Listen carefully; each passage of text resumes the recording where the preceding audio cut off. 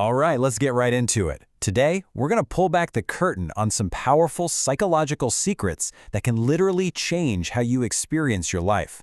These aren't just for a select few, they are skills, and we're going to break down exactly how you can learn them. I mean, think about it. You've seen them, right? That person in a chaotic meeting or a really tense situation who just seems unshakable. What is going on in their head that's so different from everyone else who's freaking out? And what about those people who just walk into a room and, without saying a word, they have everyone's respect? They don't have to demand it, people just give it to them. How does that even work? But then there's the other side of the coin. That feeling of being totally stuck, anxious, or like you just can't seem to get your point across. You know what I'm talking about. It's a really common, really frustrating place to be. Well, here's the big reveal. None of this is about luck. It's not about your personality type or being born a certain way. The answer is psychology. These are all skills that operate on principles you can understand and, more importantly, that you can learn. So, here's our game plan. We're going to start from the inside and work our way out. First up, we're tackling that little voice in your head, your inner monologue. Then, we'll build on that to develop real composure. From there, we'll take those skills out into the real world and master your social interactions. And finally, we'll talk about the engine that keeps it all going: continuous growth. Okay, first things first, we have to talk about the most important conversation you have every single day. The one that's happening inside your own mind, 24/7. Because the story you tell yourself, well, that becomes the life you actually live. This right here is the absolute core of it. Your brain has a really simple rule. It believes whatever you tell it most often. It doesn't stop to fact check. So when you have that negative loop on the left running on repeat, I'm not good enough, I always fail, your brain just accepts it as reality. But look at the incredible power of a simple switch. The moment you reframe it to something on the right, like I'm learning or I'll figure this out, you give your brain a new command, and it immediately starts looking for evidence to make that story true. It's a choice you get to make. And that's really the bottom line for this whole section. That voice in your head isn't just background noise. It's the architect building your identity, brick by brick. So you have to be incredibly careful about the words you let it use. So, once you start to get a handle on your thoughts, the next level up is mastering your emotions. This is how you learn to be the calm in the middle of the storm. You know, we often think strength is loud and aggressive, but true power is quiet. In any conflict, the person who's emotional has already lost their edge. The calmest person in the room is the one who can think clearly, see all the angles, and ultimately guide the outcome. They're in control because they're in control of themselves. So how do we actually find that calm when our blood starts to boil? Well, there's a fascinating little trick, and it all revolves around this number: 90 seconds.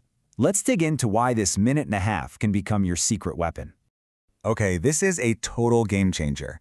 Neuroscientists have discovered that the actual chemical rush from an emotion, that flood of anger or that jolt of fear, only lasts in your body for about 90 seconds. If you're still angry 10 minutes later, it's because you've been re-triggering the emotion with your thoughts. You keep telling yourself the story that made you angry in the first place. The trick is to just watch that feeling for 90 seconds. Observe it, don't feed it. If you can do that, you shift from a knee-jerk reaction to a thoughtful response. And that difference is everything. All right, so we've done some work on our inner thoughts and our emotional state. Now it's time to take these new skills out into the world and see how they change the way we deal with other people.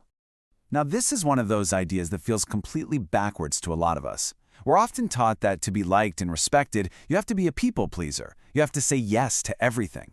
But psychologically, the exact opposite is true. When you constantly sacrifice your own needs, you're sending a subconscious signal that your time is invaluable. Setting a firm, clear boundary, saying no when you need to, isn't selfish. It's a statement of self-worth. And people, whether they realize it or not, respect that immensely. Here is a beautiful psychological truth that can just melt away so much social anxiety. It's called the spotlight effect. It's that feeling that we're walking around with a giant spotlight on us, and everyone is noticing every mistake we make, every weird thing we say. But the truth is, nobody is paying that much attention. Why? Because they're all too busy worrying about the spotlight they think is on them. Everyone is the main character in their own movie. Knowing this is so liberating. You can just relax, because the audience is busy worrying about their own performance. So we've got our inner game and our outer game working together. But how do we make sure we keep getting better? This last section is all about building the mindset for continuous improvement. Let's be honest, our brains love to be lazy. They love the comfort zone because it's familiar and it doesn't take much energy. But here's the catch. Nothing grows in the comfort zone. It's a place of stagnation. Real growth, real rewiring of your brain only happens when you step into discomfort. When you do something that's challenging or a little bit scary. That feeling of discomfort isn't a sign to retreat. It's literally the feeling of new neural pathways being built. It's the feeling of getting stronger. And that brings us to this perfect metaphor for fueling that growth. We've all heard the phrase, "you are what you eat." Well, it is 100% true for your mind too. What you choose to feed your mind today is directly creating the person you will be tomorrow. So what does this actually look like?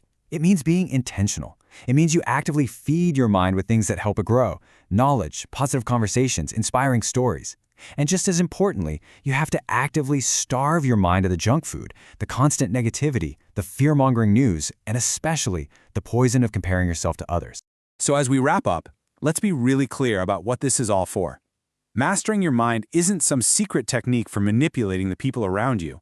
It's about looking in the mirror and finally understanding how you work. It's about becoming the conscious creator of your own experience. So I'll leave you with this final thought. Knowing this stuff is great, but it's just potential. The real power is in action. So looking at your own mental diet, what is the one small change you're going to make? What's one thing you'll start feeding your mind, or one thing you'll decide to starve it of starting today? Your future self is waiting to see what you choose.